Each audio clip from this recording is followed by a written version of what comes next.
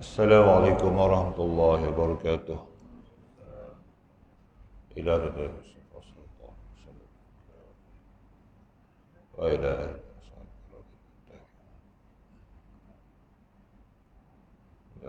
masyayikh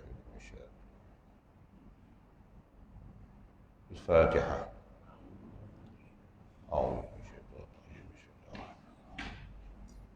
Ar-Rahman Ar-Rahim. Shiratal ladzina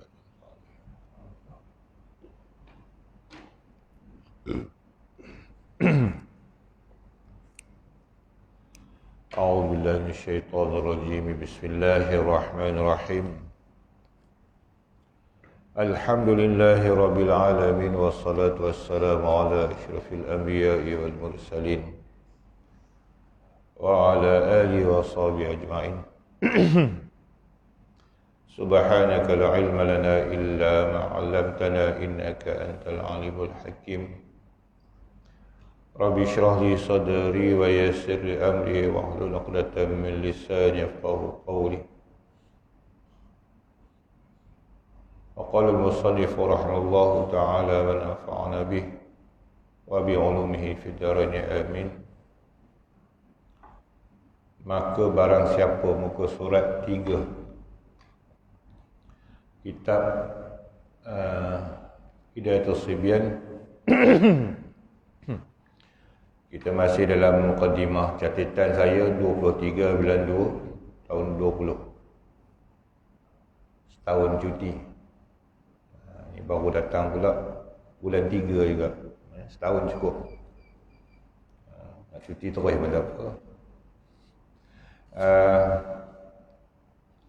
Kita sambunglah mukadimah, masih ada lagi mukadimahnya. InsyaAllah tahun ni kita boleh kurang-kurangnya boleh dah masuk tajuk lah. Kita dahulukan dulu mukadimah dengan ilmu tauhid dulu. InsyaAllah kita akan masuk dalam bab fikahnya.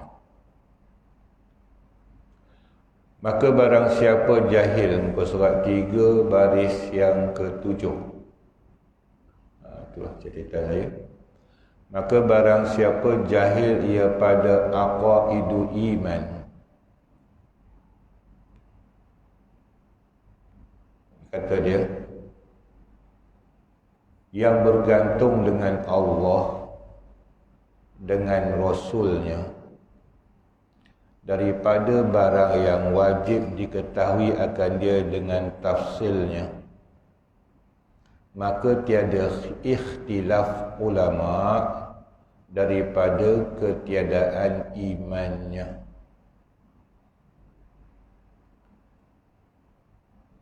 Adapun iman orang yang taklid, maka iaitu bersalahan ulama padanya. Okey, ada dua masalah situ. Ni hukum belajar ilmu tauhid. Kitab ni kitab fiqah, tapi orang dulu dia takut orang mengaji fiqah tapi tak mengaji tauhid. Jadi ditinggalkan fardu ain iman, babul iman, terus kepada ilmu fiqah, maka dia akan merosakkan ibadahnya. Sebab perkataan ulama dipegang, awwaluddin ma'rifatullah. Awal agama tu mengenal Allah. Awal agama tu dia kenal Allah.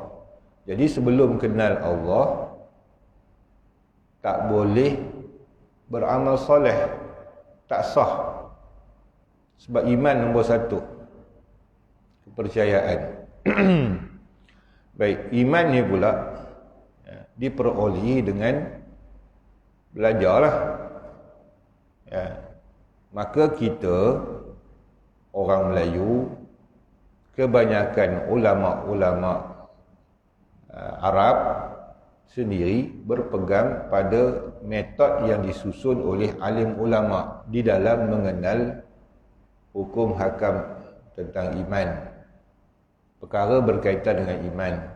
Maka kita kenali i'tiqad kita ahli sunnah wal jamaah, itu pegangan kita tetapi beraliran pada memaham i'tiqad tersebut daripada pandangan Al-Asy'ariyah.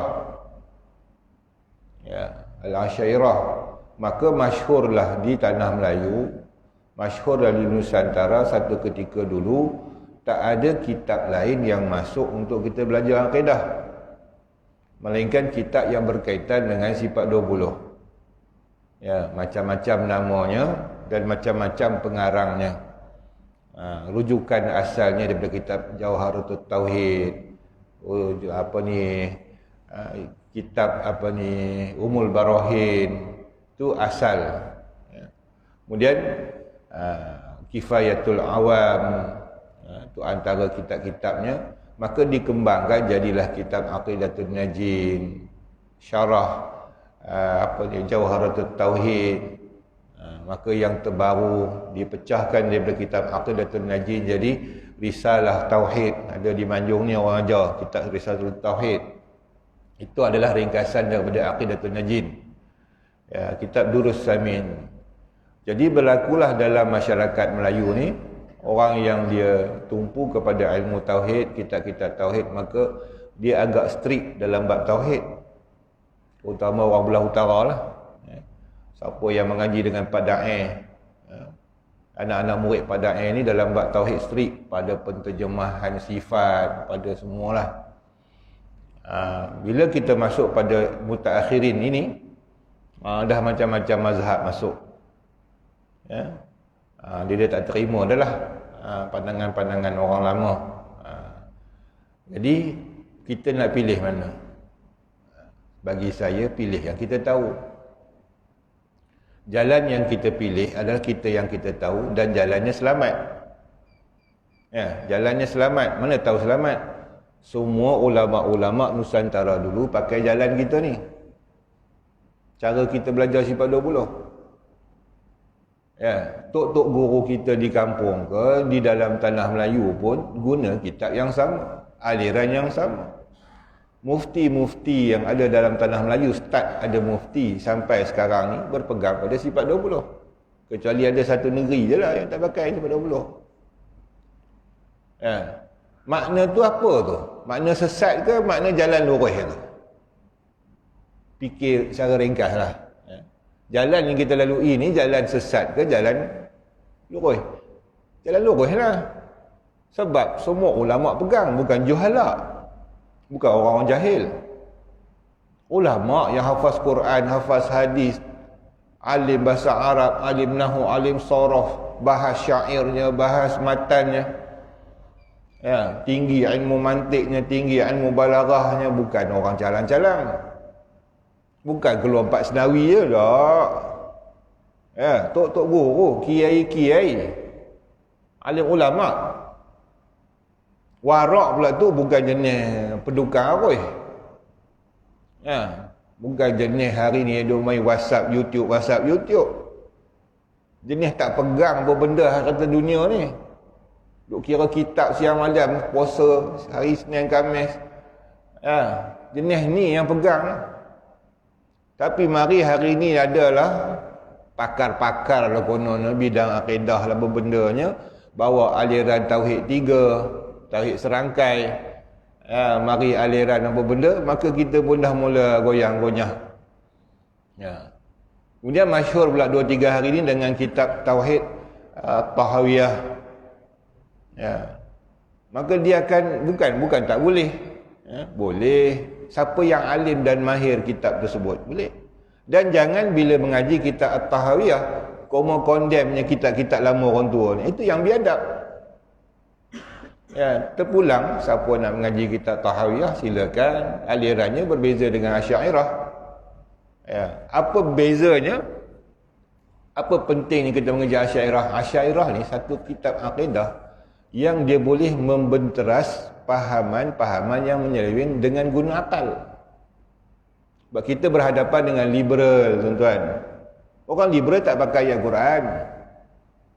Tuan-tuan bawa ayat Quran, bawa hadis, dia tak pakai. Dan liberal ni bukan orang kafir aja. Anak-anak Melayu pun jadi liberal lah. Ya, jadi sebab itu kita didikkan ilmu sifat 20 ni dengan berfikir dengan akal, supaya bila dia dah besar esok dia tak jadi liberal, tak jadi masuk agama Kristian. Tak ada yang mengatakan agama ni sama. Hari ini dia dah mendamaikan antara agama, maka dia kata sama aja agama. Semua nak bawa pada baik. Dah salah. Ya, plural. Okey, habis situ mukadimah. Syarah banyak kan, tak habis kitab. Maka dalam hukum kita ulama bersepakat, barang siapa jahil ia pada aqaidul iman. Apa maksud jahil pada aqaidul iman? Ya, tak tahu langsung pasal aqaidul iman. Apa dia ustaz aqaidul iman? Aqaid itu jamak dia perkataan aqidah. Akidah tu mufradnya. Akidah tu apa pula? Akidah tu pegangan. Tuan-tuan sembahyang subuh tadi dengan saya semua, untuk imam kita, itu akidah ke syariah? Nak tahu tu, salah satu tu. Dia adalah syariah. Bukan akidah. Tetapi mesti berlapis dengan akidah. Berlapis dengan akidah. Mana? Kepercayaan kita pada Allah, wujud, ada, berkuasa, maka sebab tu kita sembah Allah. Sembah tu syarak. Akidah kita percaya pada Allah. Kalau tak percaya pada Allah, maka tak sembah Allah lah. Dia sembah lain pada Allah sebab dia tak percaya pada Allah sebagai Tuhan dia. Faham? Jadi jangan faham akidah lain, syariah lain, tak faham. Mana satu akidah, mana satu syariah, tak faham-faham lagi. Ini masalah timbul dalam masyarakat. Dia tahu agama tu universal. Satu, benda yang satu. Agama. Apa dia, apa ni mata pelajaran dia, apa dia bidang dia. Tak tahulah agama lah. Ini yang haru. Bila tak tahu mana bidang tauhidnya, mana bidang akidahnya, mana bidang fiqahnya, mana bidang akhlak, tasawuf, maka itu yang jadi dia pening. Okey. Akidah jamaknya aqaid. Kenapa dia sebut aqaid? Kerana dalam pegangan ahli sunnah wal jamaah yang wajib tuan-tuan pegang, dia ada beberapa perkara. Rukun Islam, rukun iman, itu masuk daripada sumber aqaid tadi. Ya, maka bila percaya pada Allah, percaya pada Rasul apa semua, maka dia bahagi lagi. Ya, iaitu tentang ketuhanan. Itu aqaid kita. Ya, ketuhanan. Kemudian kenabian dalam ilmu tauhid. Dan apa? Sam'iyat. Tiga tu. Tiga pembahagian besar dalam ilmu akidah. Ya. Ketuhanan, kenabian dan juga sam'iyat. Ya. Takut tuan-tuan tak tahu tiga perkara ni pembahagian tauhid, takut termasuk golongan ulama kata berdosa. Kita duk sibuk dengan ilmu-ilmu yang hebat-hebat. Ilmu ekonomi lah, ilmu rumah tangga lah, ilmu laki bini lah. Ya, ilmu akidah tinggal. Dia pun tak tahu tauhid apa yang wajib atas diri dia. Ya, faham no? Barulah dalam uluhiyah tu, apa yang kamu percaya Tuhan kamu. Maka ulama' bagilah 20 sifat. Wajib atas kita mempercayai, beriman bahawasanya Allah Ta'ala mempunyai sifat kesempurnaan. Maka sifat kesempurnaannya ada banyak. Tak larat nak kira sebab sempurna, terlampau sempurna. Yang wajib atas hamba ketahui hukum fiqahnya. Kalau tak tahu dosa, 20 sifat. Tu kalau ikut ulama' letak, bukan saya letak. Kalau tak betul ulama' tak tahulah. Ulama' kata kalau tak tahu sifat 20 tu berdosa. Mari dia kata dak lah. Macam mana? Kita ikut cakap ulama'. Sebab itu aqaidnya. 20 sifat tu aqaid kita tentang Tuhan. Kemudian 4 sifat Rasul. Aqaid, pegangan kita tentang Rasul. Apa dia Rasul tu? Kemudian syurga, neraka, azab kubur, apa semua tu, pegangan kita, aqaid juga, kepercayaan, keimanan kita terhadap apa yang didatangkan oleh Nabi SAW. Itu secara umumnya. Itu aqaid. Maka ulama bahaslah aqaid dia gini-gini, ada nama istiqna, ada nama iftiqar, itu panjanglah, lebarlah. Masuk pada huraian-huraian, walaupun tak sampai fardu ain wajib ketahui semua tu, tapi dia masuk dalam ilmu fardu ain. Okey, jadi kata dia berdosa orang yang tak tahu aqaidul iman. Jadi sebab tu dia buat kitab ni, dia mulakan aqaidul iman. Tauhid dulu. Takut nanti berdosa kalau ngaji fiqh. Orang dulu. Ya, kita tak peduli, lantaklah. Malah aku ngaji tauhid ni dia, pening ni ustaz tu, ada tiada, lama-lama aku tak ada. Tak ada, tak mengaji dah, lari, cabut lari. Tak faham. Ya. Kami dulu ngaji pondok gitulah tuan-tuan, ngaji fiqh tauhid, ada tak ada, ustaz tu ada tak ada. Ya, 3-4 tahun duk mengadap ustaz tu hari-hari, setiap minggu korang-korangnya, lepas satu kitab sendiri, lama-lama Tuhan bagi faham. Yang bagi faham ni Allah Ta'ala, bukan ustaz. Ustaz tera macam mana pun kalau Tuhan tak nak bagi masuklah hati tu, tak masuk. Ya, ustaz tu hafal berapa puluh matan hafal. Setiap kali mengajar tauhid keluar matan. Setiap kali sebut bab ni aqaid ada batalnya keluar bomba. Main dengan yang tak mau nak masuk dalam perut, tak masuk juga. Sebab tu kena husnuzan dengan Allah Ta'ala, minta Tuhan bukakan pintu hati. Ya. Bila dah mengaji tauhid ni tuan-tuan, faham tauhid, dia seronok. Siapa seronok? Pasal kita bukan bersembang pasal Nilofa. Semalam orang cerita pasal Nilofa dan piyu apa benda tak, piyu-piyu. Kita bersembang pasal Allah Ta'ala. Kita bercakap ni tuan-tuan, ni sekarang nak ceritanya tentang Allah. Ya. Allah Ta'ala disebut dia pun seronok dah. Allahu Akbar. Cuba bang bagi nama-nama Nilofa mau. Ya. Tak seronok, tak sedap. Malah nak sebut masjid ni. Ya. Tapi sebut Allah tu sedap. Ya. Tu dia. Baik. Jadi kita belajar tauhid ni, belajar tentang Allah, diri Allah, nak kenal Allah ni siapa. Awaluddin ma'rifatullah, awal agama tu mengenal Allah, kata ulama. Ni nak kenal Tuhan lah ni. Kami tak kenal lagi ke ustaz. Ini kata kita ulang kaji, tuan-tuan pun dah belajar dah dulu. Orang yang umur lapis saya ke bawah tak risau dah, semua mengaji sifat 20. Ni yang risau ni lapis umur kita sampai ke atas ni, ke bawah ni. Yang nak pergi masuk tahun era apa, millennium, apa benda mula, ada mula dah tak ngaji sifat 20. Ya. Millennium ke aluminium ke tak tahu. Okey. Jadi wajib kata dia. Siapa yang jahil ia pada aqaid iman yang bergantung dengan Allah Ta'ala dan Rasulnya, nampak yang saya sebut tadi, yang itulah. Berapa sifat Allah, berapa sifat Rasul, daripada barang yang wajib diketahui. Dalam konteks sifat 20 tu, dia ada yang wajib tahu, ada yang tak sampai wajib. Dia cuma wajib kifayah. Kalau semua tu setiap inci tu wajib tahu tuan-tuan, tak sahlah iman kita, berdosa lah. Dah, dia tak sampai tuan-tuan tahu mantiknya, tak payah sampai tahu apa ni. Ustaz saya ngaji tauhid ni yang penting ustaz, suluhul qadim tajzizi hadis, suluhul qadim tajzizi hadis. Lama-lama qadim hadis saya pun bengang.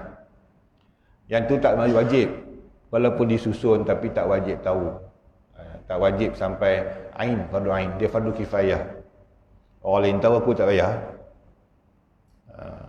Tapi elok tahu sebab dia ilmu. Lagi banyak pengetahuan kita, lagi seronok. Dia gitu. Dengan tafsilnya, dengan cara perinci. Tafsilnya pun tak macam fiqah lah. Tafsil. Tafsil ni secara huraian. Huraian yang wajib fardu ain ni tak panjang pun. Sebab tu ngaji tauhid tak lama kalau ikutnya, sat je. Allah bersifat wujud. Wujud artinya ada, lawannya tiada. Orang tu suruh hafal. Okey, apa dalil Allah ada? Adanya Allah Ta'ala ini ada kerana ada alam ni. Ya. Okey. Pasal apa kamu kata ada Allah Ta'ala sebab ada alam? Yalah, alam ini kita tengok ada. Dan dia berubah-ubah. Setiap yang berubah-ubah mesti ada yang merubahkan dia. Takkan matahari itu bergerak sendiri. Takkan siang malam ni jadi sendiri. Maka setiap yang berubah mesti ada yang mengubahkan dia. Maka tak dapat tidak, siapa yang mengubahkan dia? Adakah orang lain? Tak ada. Allah lah. Cukup, itu tafsir. Dah tahu takat tu, habis hukum fardu ain, tak berdosa dah. Itu panggil tafsir. Yang tak tafsir ni mana apa? Kamu kata Allah ada tak? Ada. Mana tahu Allah ada? Ada lah. Okey. Apa dalil Allah ada? Alam ni ada, kata dia. Pasal apa alam ni bukti kata Allah ada? Tu aku tak tahu. Yang tu aku tak tahu. Itu tak tafsir, dia tak boleh pergi jauh. Ya, takut dia sangkut kat situ lah. Tapi imannya sah. Imannya sah. Okey. Maka tiada ikhtilaf ulama, tidak selisih pandangan ulama, mana ijma'. Daripada ketiadaan imannya, jaga-jaga orang yang jahil tentang aqaidul iman, takutnya dia tidak sah iman. Kalau ikut kitab ni dia kata tidak khilaf ulama. Ulama sekarang je bangkang. Mesti tahu, mesti kenal Allah, mesti tahu bab aqaidul iman. Kalau tidak, tak sah iman, tak sah. Dia mengucap, Ustaz, mengucap zahir je, imannya tak sah. Zahirnya Islam. Ya, tu dia. Habis. Adapun iman orang yang taklid, sebab tu saya kata ada dua perkara kita sebut tadi. Satu tentang iman orang yang dia tahu, mengerti, mengetahui, maknanya dia belajar. Macam tuan-tuan sekarang lah, belajar. Ya. Satu lagi dia bukan belajar. Adapun iman orang yang taklid. Taklid ni apa? Ikut orang. Maka iaitu bersalahan ulama' padanya, ulama' khilaf pada tu. Kalau tak ada khilaf, haru biru. Al-ikhtilafu ikhtilaful ummah rahmatun. Berselisih pandangan ulama itu adalah rahmat. Dia berkata hadis maudhu' tu, kata dia. Hari ni duk kira hadis maudhu'. Penin juga tuan-tuan, kita ni penin. Orang dulu masuk nisfu Sya'ban malam ni nisfu Sya'ban, baca Yasin 3 kali. Manjung buat. Dengan tak buat pula. Pakat duk ikut Wahbi lah. Dia buat dalam TV rancangan sambutan malam nisfu Sya'ban. Lebih kurang gitu tajuk dia, saya pun tak tahu pening. Semuanya hadis maudhu', semuanya hadis maudhu'. Tak ada satu amalan pun disunatkan malam nisfu Sya'ban. Habis, tutup buku. Ni apa cerita ni? Ni tak amanah pada ilmu. Syekh Zaki rahimahullah ta'ala, Syekh Ahmad Zaki, seorang tuan guru besar, syekh besar, syekh tuan-tuan. Kalau Syekhul Azhar tu syekh paling besar di Mesir, masa tu syekh tarekat paling besar lah Syekh Ahmad Zaki rahimahullah. Tak silap saya Ustaz Zaki Manjung ambil tarekat dekat dia, ambil jazah. Dia buat satu buku nama Usul.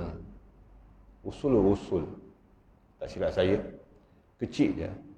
Dalil berkenaan dengan nisfu Sya'ban, baca Yasin. Dia bawa 2-3 hadis yang bertaraf hasan. Itu ulama' tuan-tuan, dia cari hadis, bukan dia condemn hadis. Dia bawa hadis yang sahih, yang mengiyakan perbuatan yang telah diamalkan oleh tok nenek kita. Ustaz hari ni dia cari hadis, hentam hadis yang melawan amalan orang tua dulu. Dia pelik tu lah, dia pelik ni. Amalan yang dah jadi sebati masyarakat tu, dia cari dalil nak hentam, jangan buat. Ulama dulu tak, dia cari dalil, mana orang tua dulu buat, mana dalil. Keluar baru ni dalam Facebook, rajin orang dulu. Dia ada dalam satu makalah majalah ulama di Mesir, dikeluarkan tentang amalan nisfu Sya'ban. Dia kata kelebihan malam nisfu Sya'ban tak dapat ditolak. Sebab banyak hadisnya walaupun bertaraf dhaif. Hadis dhaif ni tuan, bukan hadis maudhu'. Ya, dia mesti sikit maudhu', ni maudhu', ni maudhu'. Hadis ni dhaif, bertaraf dhaif. Ya, sebab yang bawa tu ulama, bukan pendukang arwah. Bukan penipu, bukan pencuri, bukan perompak.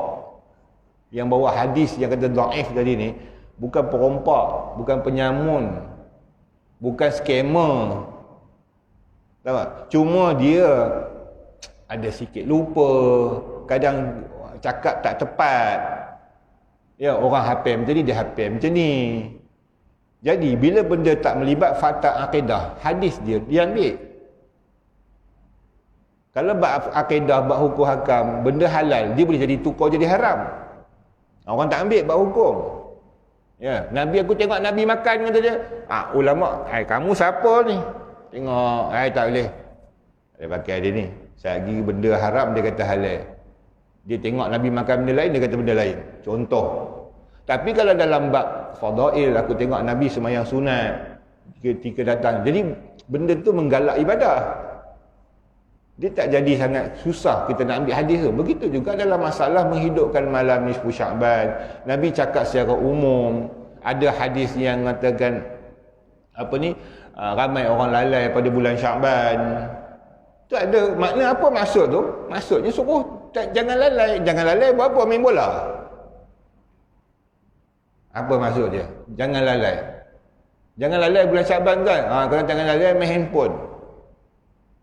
Maknanya berzikir, maknanya sembahyang, maknanya bersedekah, maknanya buat ibadah. Dah termasuk. Baca Yasin buat apa? Joget, nyanyi, hiburan, ibadah. Itu dah boleh dah, membolehkan dah. Maka dibawa dalil-dalil lain lagi dalam masalah disuruh berdoa pada malam nisfu Sya'ban. Ya, ada hadis mengatakan malam nisfu Sya'ban Allah Ta'ala turun di langit. Mana rahmat Allah. Siapa yang meminta rezeki aku berikan, siapa yang minta sejahtera aku berikan, siapa yang minta ampun aku berikan. Atau kama qal. Maka sebab tu 3 kali Yasin. Saya nak bagi tahu tuan-tuan buat malam ni, jangan tak tahu pasal apa baca 3 kali.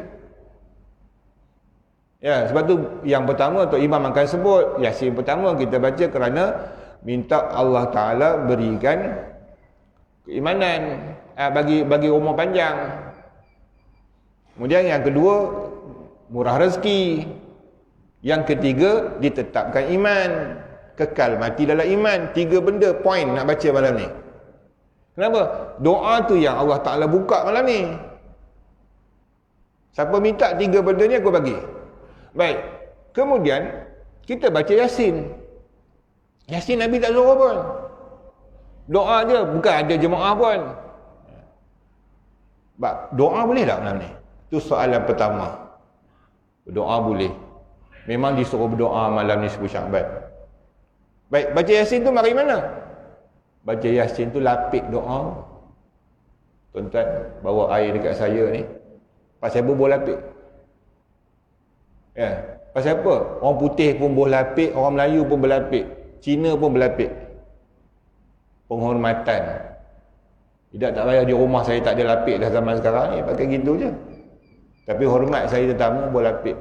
Dengan lapik tu minum air sedap lagi ke? Biasa je, tapi rasa lain dah sikit.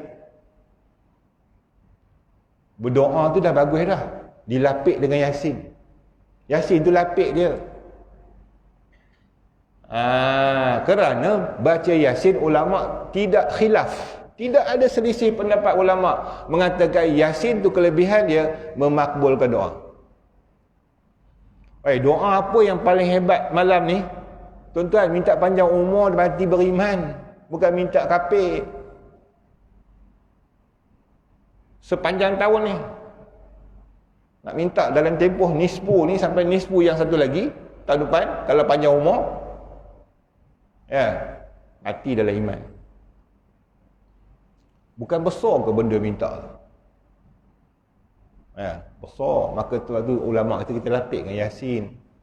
Tawaduk kita ni. Pasal aku ni tengok dosa aku macam mana, tengoklah. Tahun lepas dengan tahun ni sama je.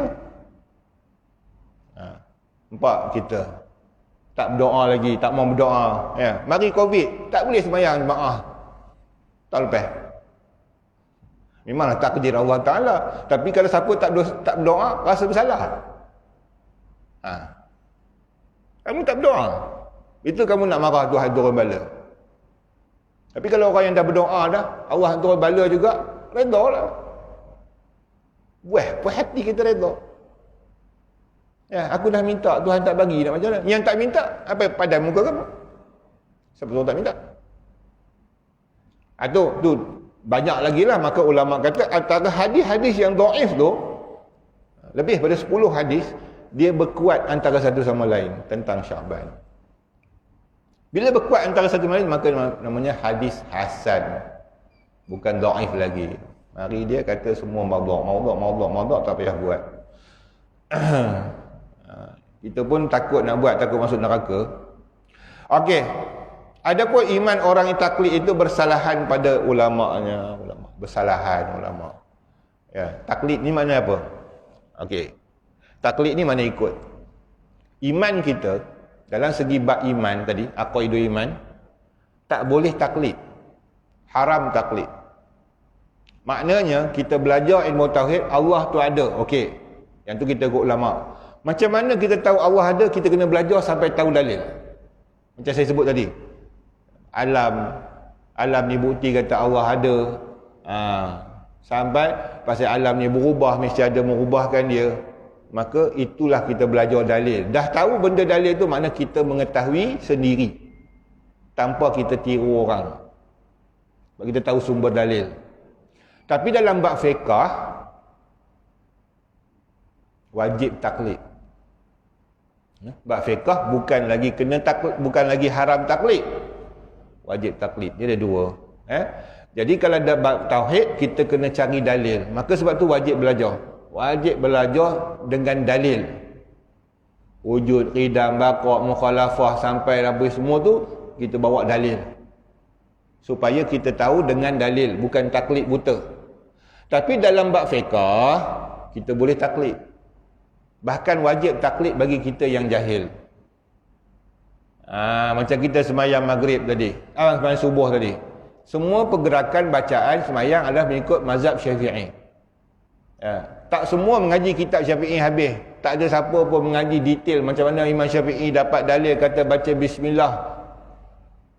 Siapa nak belajar sampai tahap tu? Apa dalil Imam Syafi'i mengatakan bahawa dia baca bismillah dengan kuat?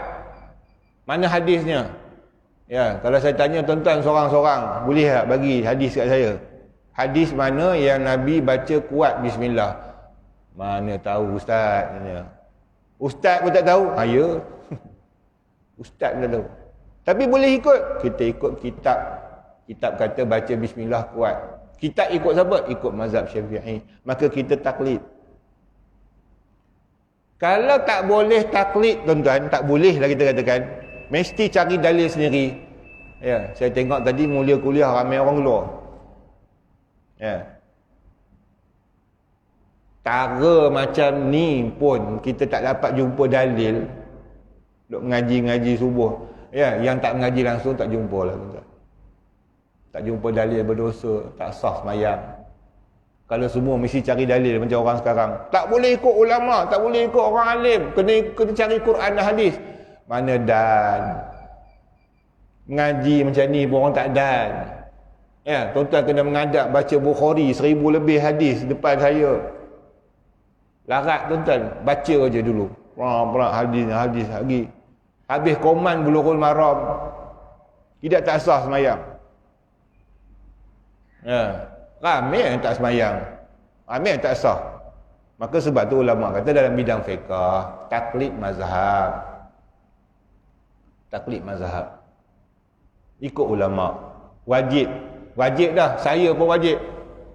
Saya pun wajib ikut ulama. Walaupun ada dalam ngaji sekerat 2 hadis. Bukan ngaji banyak, sekerat 2. Adalah sepatah 2 buluh maram ngaji sikit.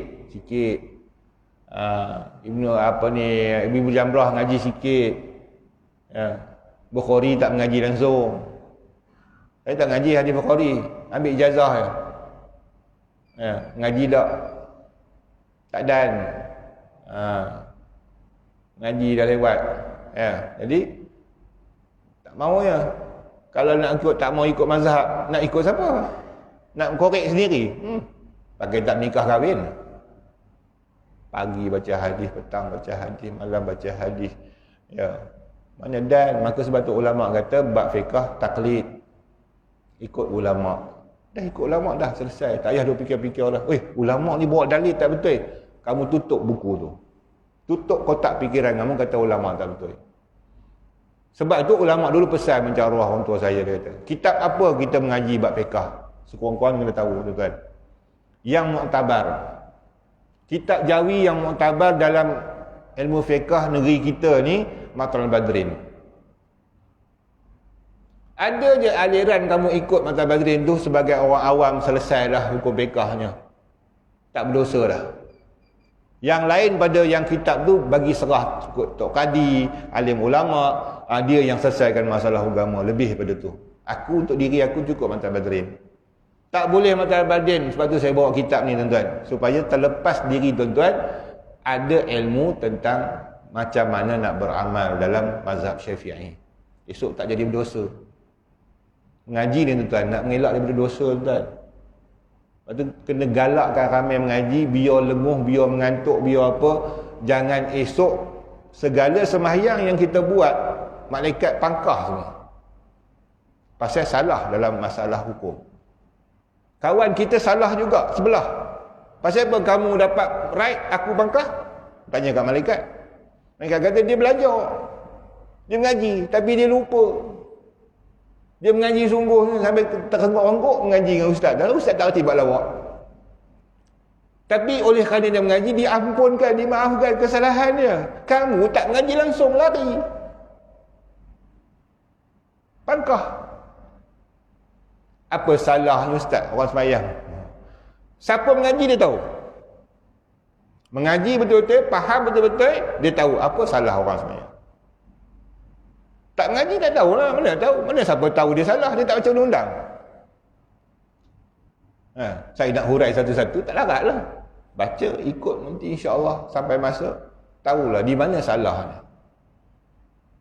Dalam membaca Fatihah dalam kitab yang kita baca yang kecil, yang nipis ni tuan-tuan.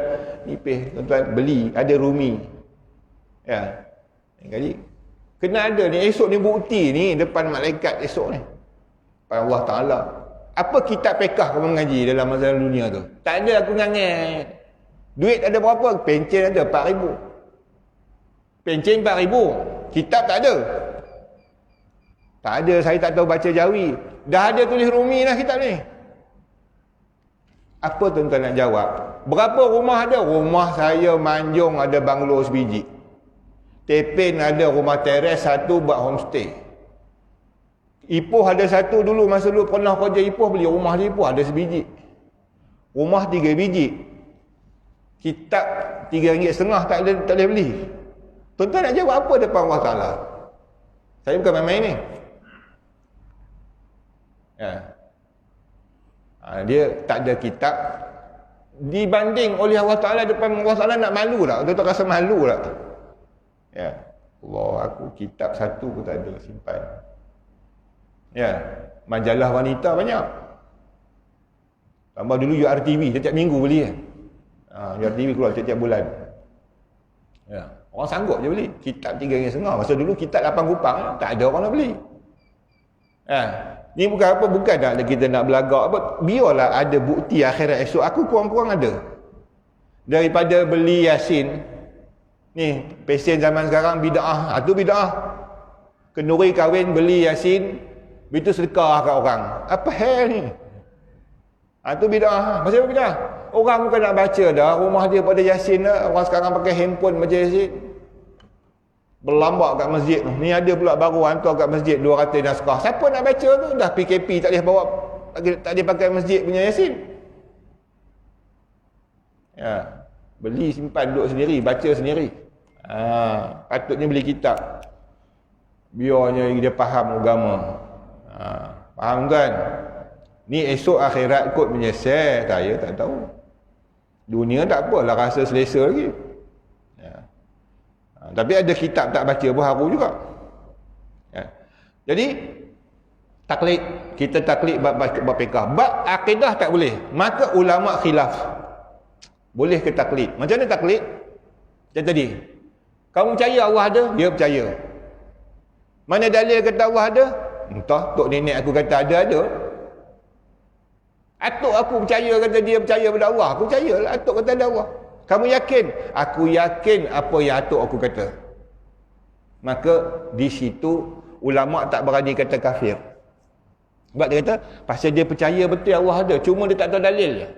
Dia percaya kat atuk dia, percaya kat guru dia. Maka dia masuk pada golongan taklid pada orang. Khilaf ulama, sebahagian ulama kata kafir. Pasal dia kata tak sah iman tiru orang. Iman tak boleh tiru orang. Ya. Satu golongan lagi dia kata tak, hukumnya sah iman. Dia beriman, dia Islam, tetapi fasik. Fasik, berdosa. Pasal apa berdosa? Tinggalkan menuntut ilmu.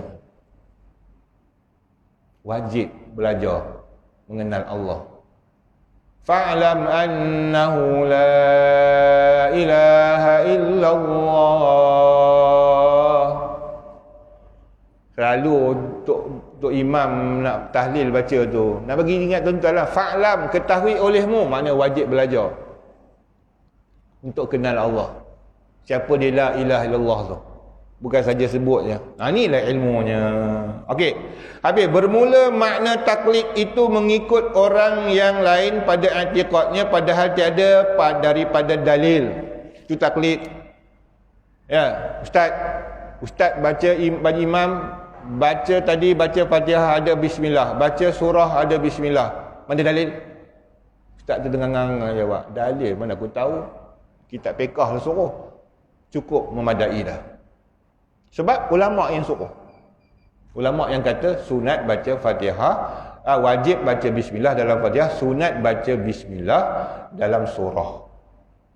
Sebab setiap bismillah tu dalam mazhab Syafi'i adalah salah satu ayat dalam setiap surah kecuali At-Taubah.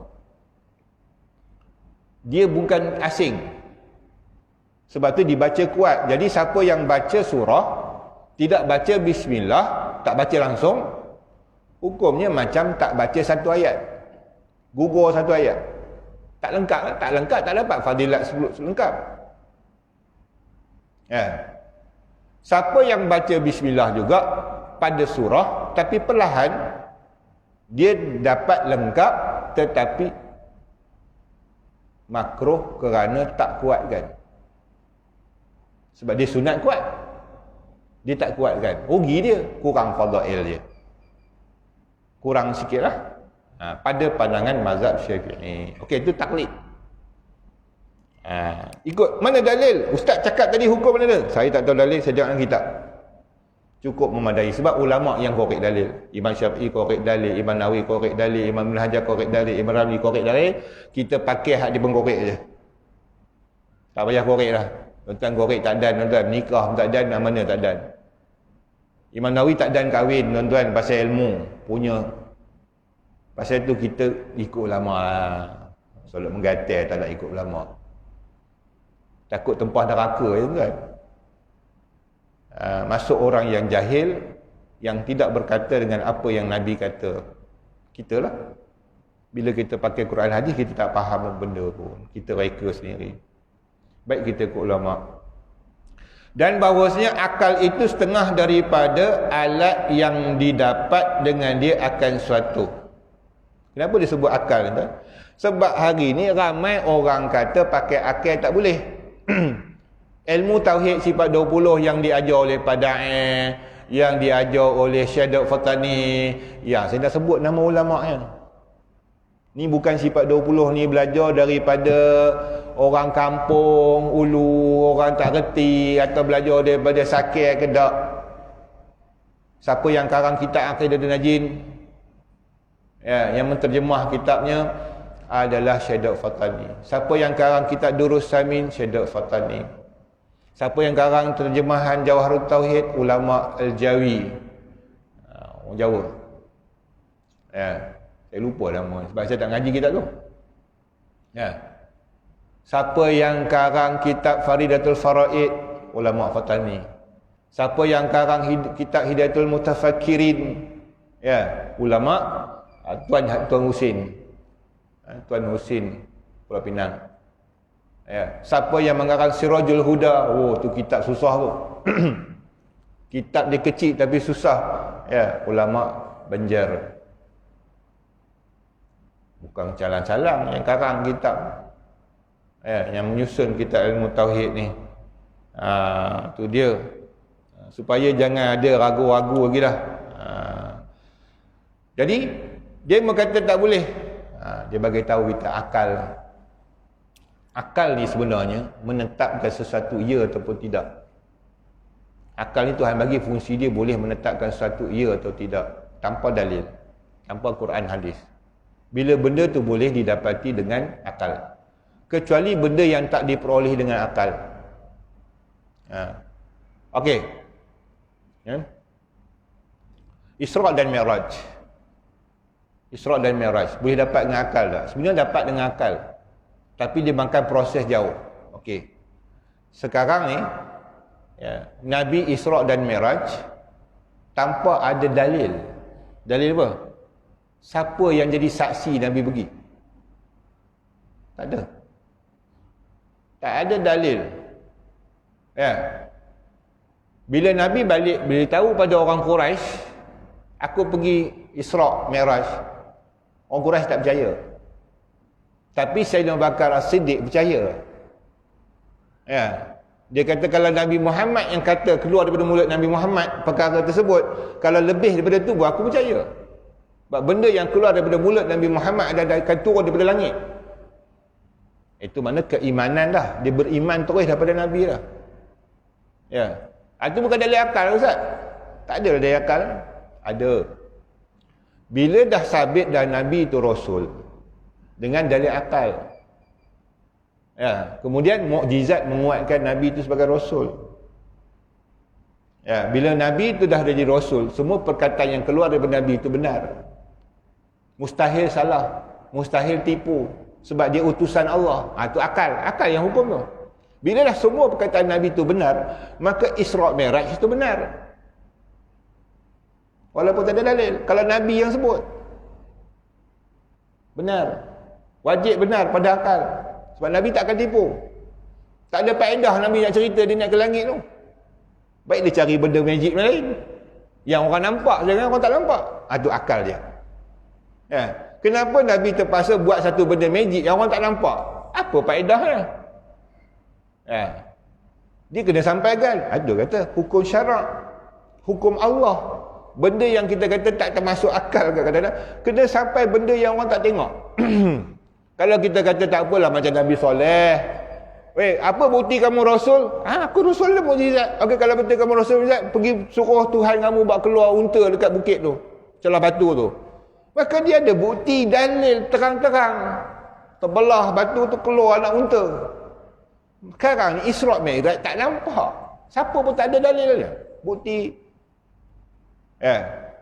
Mana nak pakai dalil akal ni? Ya, ada dalil akalnya. Sebab dia melalui lidah Rasulullah SAW. Dalil akal yang menunjukkan kata Nabi Siddiq, amanah, tabligh, fatanah. Habis. Kemudian, mustahil ke Tuhan buat? Tu balik. Mustahil ke Tuhan boleh buat naikkan Nabi ke langit dan turun balik dalam masa antara Isyak dengan subuh. Siapa kata mustahil? Dia tak kenal Tuhan. Akal kata harus. Akal kata harus sebab Allah Ta'ala yang jadikan alam ni. Alam punya besar dia buat. Apatah lagi nak naik Nabi ke langit turun. Allah, sekelip mata pun boleh. Bukan takat kita kata sehari satu suntuk malam sampai subuh. Ya, itu Allah yang jadikan. Itu akal yang menetapkan itu. Bila akal letak gitu, tak adalah jadi macam budak sekarang tak percaya Isra Mi'raj. Sebab akal itu tumpul. Akal dia tumpul. Akal dia tak faham apa Tuhan, apa Tuhan. Tuhan tu apa dia tak tahu. Jadi dia tak tahu. Takkan Tuhan boleh bawa naik. Dia faham yang kamu daripada air mani jadi orang tu Tuhan lah buat. Tu. Siapa yang hukum? Akal.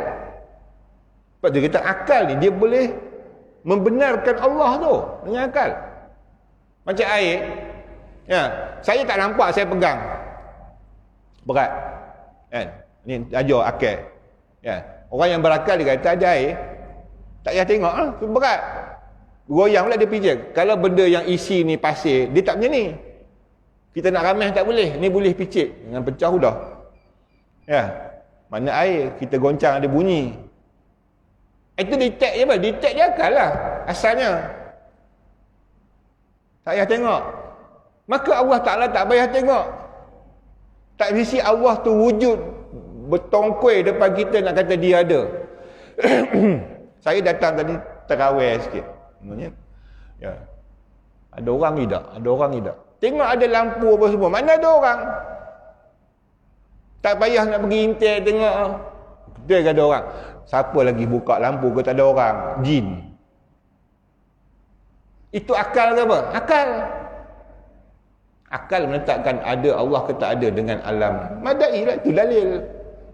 Supaya jangan percaya wujud Allah tapi tak tahu apa dalil. Tak tahu orang tentu kata ada kata dia.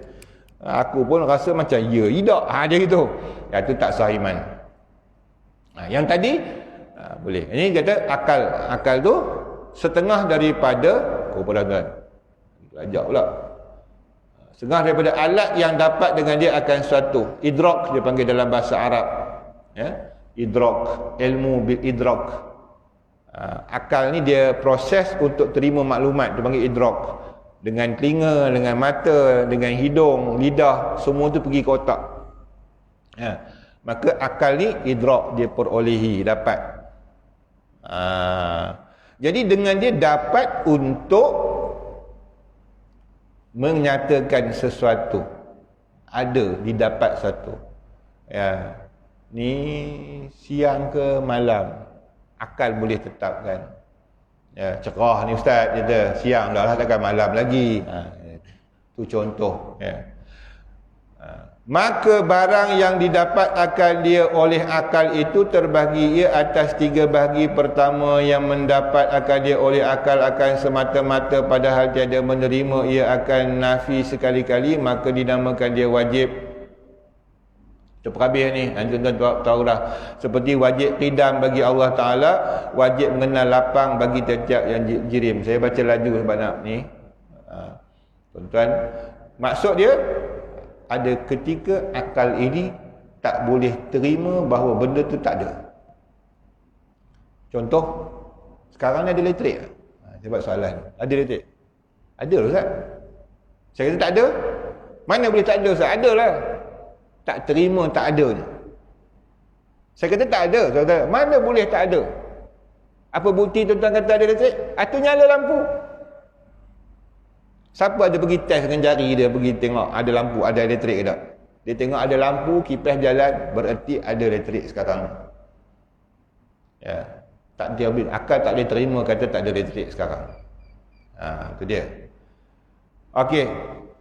Kedua, barang yang didapat akan dia oleh akal akan tiadanya semata-mata padahal tiada menerima akan subut. Subut tu mana ada sekali-kali, iaitu dinamakan dia mustahil.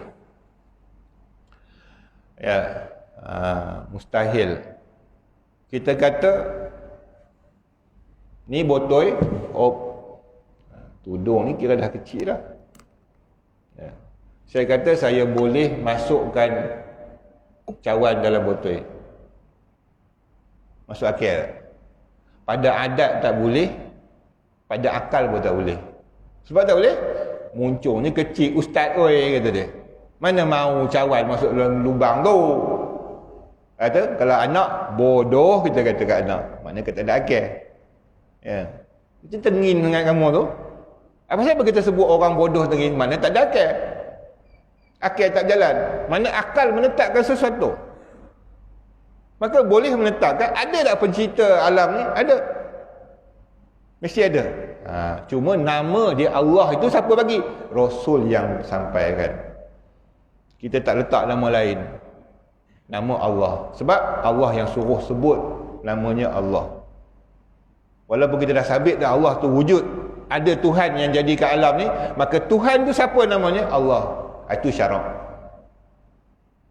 Ya, kena sebut Allah. Tak boleh tukar namanya. Saya tak nak panggil nama lain daripada Allah.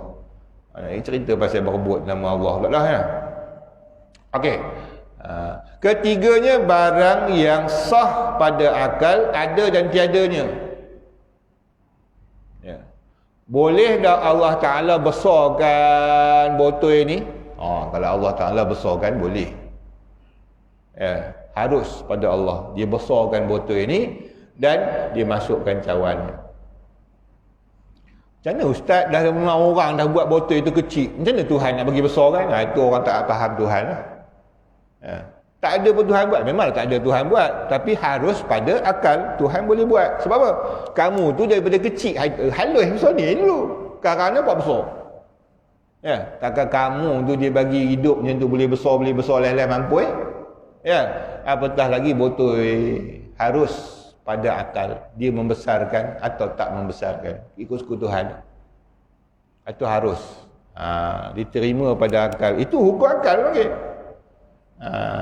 Kena faham. Dia ada hukum akal. Hukum ada 3. Hukum akal, hukum adat, hukum syarak. Ya. Jadi, 3-3 hukum kita. Okey. Hukum adat, hukum akal, tadi, wajib, mustahil, harus. Hukum adat, dia kata sah atau tidak. Boleh atau tidak. Ya, adat. Ya, ada sabab, musabab, itu adat. Dia banyak hukum ni adat dia. Ada ketika wajib pada adat, ya, mustahil pada adat. Pada adat nampak macam mesti ada lah. Tapi istilah tu tak diguna dalam ilmu tauhid sebagai mustahil ataupun wajib pada hukum adat. Okey, adat ni kebiasaan berlaku. Ya, kebiasaan. Kebiasaannya kalau letak je pisau kat tengkuk orang tajam tu putus. Tapi pasal apa dekat orang ilmu kebal tak putus. Itu menyalahi adat. Oi pelik. Kalau ikut adatnya ustaz accident tu dia kata bergolek kereta dia hancur. Kereta 4 segi jadi bulat ustaz. Tiba-tiba dipecahkan kereta tengok orang hidup lagi. Itu menyalahi adat. Adat kata tak adalah. Tu dia. Adat ni dia boleh menyalahi. Ya. Yang tak boleh menyalahi ya, hukum akal. Dia tak boleh menyalahi. Kalau kata wajib, wajib lah. Kalau mustahil, mustahil lah. Kata-kata harus, harus lah. Dia tak boleh berubah lah. Ya, tapi hukum adat ni dia boleh menyalahi. Dia panggil khariqul adah. Pada adat ni mana ada orang boleh naik langit laju gitu. Maka oleh kerana pada Nabi SAW dia berlaku menyalahi adat. Boleh. Dengan kuasa Allah. Wallahu a'lam bis-shawab. Jadi ya. Muqaddimah.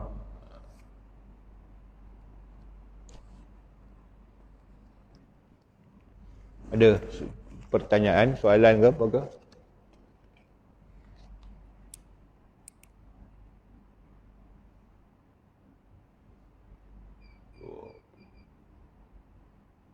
Lapan.